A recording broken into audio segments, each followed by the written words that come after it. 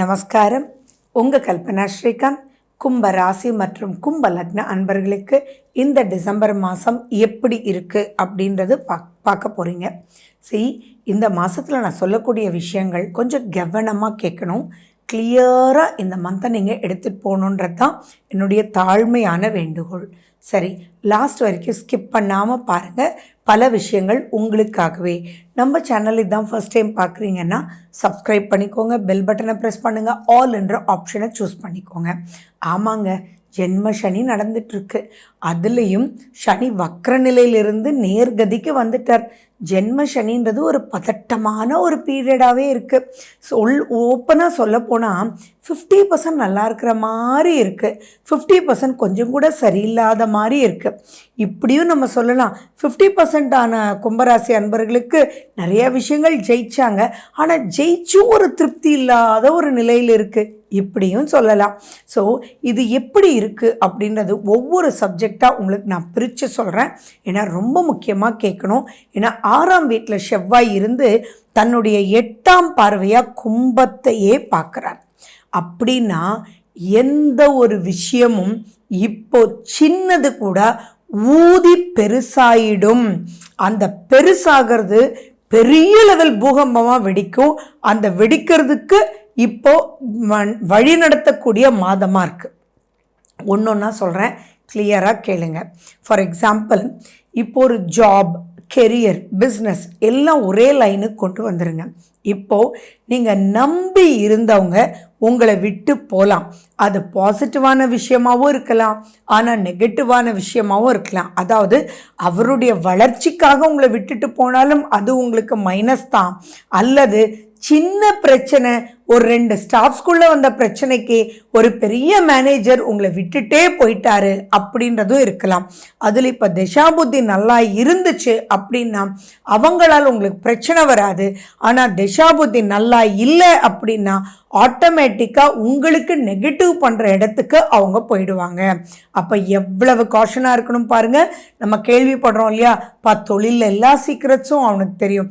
அவன் பாரு போய் வேண்டாதவனோட சேர்ந்துட்டு எனக்கு ஜென்ம எதிரிப்பா, அவன் என்னுடைய பயங்கரமான காம்படிட்டர், அவனுடைய இடத்துல போய் சேர்ந்துட்டு என்னுடைய சீக்ரெட்ஸ் எல்லாம் சொல்கிறான் பாரு அப்படின்றதெல்லாம் க்ராஸ் பண்ணுறீங்க இல்லையா, அதெல்லாம் இந்த மாதிரி காலகட்டத்தில் தான். ஸோ நீங்கள் எப்படி இந்த இடத்துல கேர்ஃபுல்லாக இருக்கணுன்றதுக்கு முதல்ல உங்களுடைய தசாபுத்தி அந்தரத்தை நீங்கள் பார்க்கணும். ஏன்னா இந்த மாதம் பல விஷயத்தில் நீங்கள் எச்சரிக்கையாக இருக்கணும் அப்படின்றத ஞாபகம் வச்சுக்கோங்க.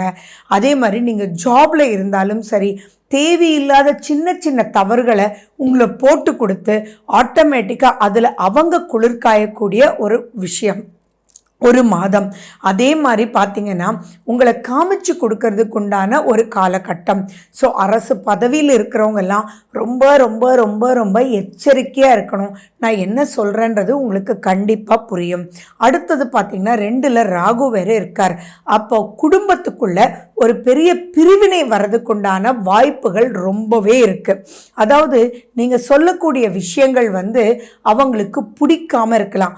குடும்பம்னா கணவன், மனைவி, குழந்தைகள், மாமனார், மாமியார், மருமகள் அப்படின்னு எதை வேணாலும் வச்சுக்கோங்களேன்.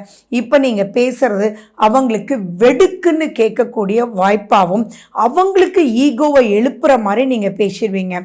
ஃபார் எக்ஸாம்பிள், நீங்கள் ஒரு ஸ்தாபனம் நடத்திட்டு இருக்கீங்க, அங்கே உங்களுக்கு மேனேஜராக இருக்கிறவங்க டக்குன்னு விட்டுட்டு போயிட்டாங்கன்னு வச்சுக்கோங்களேன். நீங்கள் என்ன பண்ணுவீங்கன்னா, மேபி உங்களுடைய ஃபேமிலி மெம்பரை போப்பா நீ கண்டிப்பாக இனிமேல் நீ தான் அது இன்சார்ஜ் எடுக்கணும், மேனேஜருடைய நீ தான் ப்ளே பண்ணணும் அப்படின்னு அவங்களுக்கு சொல்லுவீங்க. அது சொல்கிறது மட்டும் இல்லாமல் அது கண்டிப்பாக இப்படி இருக்கணும், அப்படி இருக்கணும், அப்படி இருக்கணும்னு ரொம்ப ஸ்ட்ரிக்ட் பண்ணுவீங்க. இந்த இடத்துல தான் பார்த்துக்கோ, விட்டுறாத, அப்படி இப்படின்ற மாதிரி சொல்கிறது அவங்களுக்கு கம்ஃபர்டபுளாக இருக்காது. அப்போ அந்த இடத்துல என்னடா இது, ஒருத்தன் போயிட்டான்னா நம்ம தான் கிடைச்சோமா, இவர் இப்படி பேசுனதுனால தானே போயிட்டாரு, இவரே அப்படி பண்ணார் அப்படி பண்ணாருன்னு சொல்லி உங்ககிட்டயே விரோதமாகிறதுக்கு வாய்ப்புகள் இருக்கு. ஸோ வாக்குஸ்தானத்தில் ராகு. தயவு செஞ்சு கும்பராசி கும்பலக்ன அன்பர்களே, வாக்கில் கவனம், நாக்கில் கவனம். ஏன்னா உங்களுடைய பார்வையே இப்போ பார்த்தீங்கன்னா ஷூட் பண்ணுற மாதிரி, கொத்திடுற மாதிரி இருக்கும். அப்போ எவ்வளவு நிதானமாக இருக்கணும். எது பேசும்போது போ இன்னும் கிளம்பலையா அப்படியெல்லாம் கேட்காதீங்க. ஏன்பா எத்தனை தடவை சொல்கிறேன், கொஞ்சம் புரிஞ்சுக்கோப்பா, கிளம்புப்பா அப்படின்ற மாதிரி நீங்கள் சொல்லும்போதே உங்கள் கண்கள் அங்கே வேற மாதிரி இருக்கும். ஸோ எல்லா விஷயத்துக்கும் பொறுமை, நிதானம் நிதானம் நிதானம்ன்றது இருக்கணும். வெறுப்புன்றது உங்ககிட்ட வரவே கூடாது. ஏன்னா இப்போ 6ல் செவ்வாய் வேற. அப்போது நீங்கள் ஏதாவது பேச போய் அந்த பேச்சு எதிரிக்கு ஒரு பெரிய பலமாக போயிடும். அப்போ எதிரிகள் பலம் பெறுவாங்க. அதே மாதிரி நன்மைகள் நீங்கள் பண்ணியிருப்பீங்க இல்லையா, அதெல்லாம் விமர்சனத்துக்கு உள்ளாயிடுவீங்க. அப்போ அந்த விமர்சனத்தை கேட்டு, ஃபார் எக்ஸாம்பிள் நீங்கள் ஒரு வீடே கட்டியிருக்கலாம் அல்லது ஒரு கல்யாணம் பண்ணியிருக்கலாம். பெரிய இவன் என்னமோ சின்ன விஷயம் பண்ணிட்டு இவ்வளோ ஆடுறான், என்னத்தை இவன் பண்ணிட்டான் அப்படின்ற மாதிரி பலர்கிட்ட விமர்சிப்பாங்க. உங்ககிட்ட டைரெக்டாக கேட்டால் பரவாயில்ல, ஆனால் பலர்கிட்ட விமர்சித்து கடைசியில் அங்கே கேலி பொருள் ஆயிடுவீங்க. ஸோ எதுலேயுமே நிதானம் வேணும். பண்ணிட்டோன்ற பகட்டு வேண்டாம். நீங்கள் என்ன பண்ணியிருந்தாலும் ஏதோ நடந்துச்சுப்பா, எவ்வளோ கஷ்டப்பட்டேன்னு தெரியுமா, போதுண்டாப்பான்னு இருந்தது, கடைசி நிமிஷத்தில் கூட இந்த டென்ஷன் அப்படின்னு உங்களை சிறுமையாக்கி பேசுவது தான் உங்களுக்கு ப்ளஸ் பவராக கொடுக்கும். ஸோ திருமணம்ன்ற ஒரு விஷயத்துக்குள்ளெல்லாம் இப்போ நடக்கிறது, இப்போ போகிறதுன்றது அவ்வளோ திருப்திகரமான ஒரு நிலையில். கொஞ்சம் நீங்கள் வெயிட் பண்ணுங்கள். ஏன்னா இப்போ முடிச்சுக்கலான்னு போகும்போது யாரோ அதை நிறுத்திடுவாங்க. ஸோ ஜஸ்ட் ஓகேப்பா, லெட் மீ திங்க் அப்படின்ற ஒரு விஷயத்தோடு நீங்கள் இருக்கணும். மிஸ் பண்ணிடாதீங்க. அதே மாதிரி ஆரோக்கியம் அப்படின்ற விஷயத்துலையும் 6ஆம் வீட்டில் செவ்வாய் இருந்து 8ஆம் வீட்டில் உங்களையே அங்கே சனியோட பார்க்கறதுனால ஆரோக்கிய கேடு வர்றதுக்கு பல ரூபத்தில் வாய்ப்புகள் இருக்குது. ஸோ எதுவாக நீங்கள் டாக்டர்கிட்ட போனாலும் டாக்டரே இதுவோ இருக்கலாம் அதுவோ இருக்கலாம்னு பயம்படுத்தினாலும் பயப்பட வேண்டாம். ஒரு ட்ரிபிள் ஒப்பீனியன் நீங்கள் எடுங்க. அதே மாதிரி மறைவு உறுப்புகளில் ரொம்ப ரொம்ப எச்சரிக்கையாக இருக்கணும். யூடிஐ ப்ராப்ளம் வர்றதுக்கு, யூரினரி இன்ஃபெக்ஷன் வர்றதுக்கு வாய்ப்புகள் இருக்குது. அலர்ஜிகள் வர்றதுக்கு வாய்ப்புகள் இருக்குது. நீங்கள் எடுக்கக்கூடிய மருந்து ஓவர் டோஸ் ஆகிறதுக்கு வாய்ப்புகள் இருக்குது.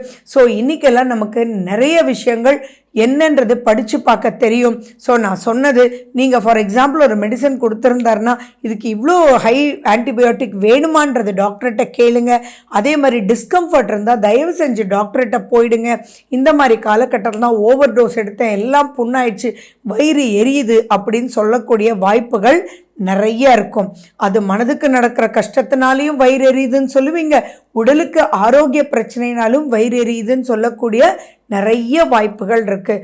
இப்போ நீங்கள் ரொம்ப ரொம்ப மைண்டுக்கு நினச்சிக்க வேண்டியதே என்ன அப்படின்னா, எந்த விதத்துலேயும் எந்த பாண்டேஜும் பிரேக் ஆகக்கூடாது. அப்படியே பிரேக் ஆனாலும் அதை சமாளித்து வரக்கூடிய வாய்ப்புகள் வேணும் அப்படின்றது ஞாபகம் வச்சுக்கோங்க. 4ஆம் வீட்டில் குரு பகவான் இருக்காரு. ஸோ ரொம்ப பெரிய மைனஸஸ் உங்களுடைய வீடு, வண்டி, வாகனம் இதிலெல்லாம் ஆகாது. பட் எதுவுமே ஒரு திருப்தி இல்லாத ஒரு சஞ்சலம் அப்படின்றது மட்டும் ரொம்ப பெருசாக இருக்கும்.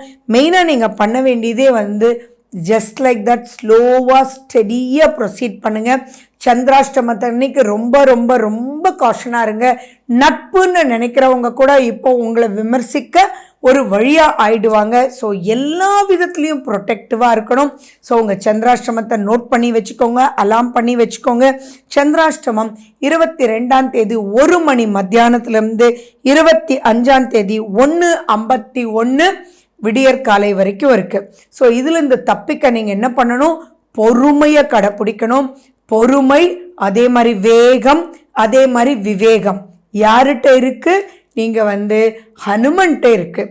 ஹனுமன் சாலிசா கேட்குறதும், ஆஞ்சநேயர் கோயிலுக்கு போயிட்டு வரதும், அங்கே கொடுத்த செந்தூரத்தை நீங்கள் வச்சுக்கிறதும் நிறையவே உங்களுக்கு ஹெல்ப் பண்ணும். சந்தனம் வச்சுக்கோங்க, அதுவும் உங்களுக்கு ரொம்ப ஹெல்ப் பண்ணும்.